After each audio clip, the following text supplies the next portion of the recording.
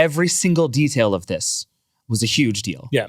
Like Apple was famous for its secrecy. Apple stuff didn't leak. A software engineer at Apple who's at a bar in Redwood City, he leaves the phone on a bar stool and the person next to him picks up the phone, ends up just like taking the phone with him and going home. The next morning, wakes up, sees that this phone is actually not a 3GS. It's something else disguised to look like a 3GS, and discovers it's a completely different phone. Gizmodo pays $5,000 in cash for the phone. Which is another thing we would have never done. And this ends up being a part of the story, right? Because it's the buying of something changes the nature of the something, right? And one of the things that convinced them it was the real thing was that there was, I forget which part, but there was a part in it stamped with Apple's logo. Steve Jobs was utterly furious about it for a few reasons, one of which was his insane devotion to secrecy, and the other was they wanted to control the timing of revealing things.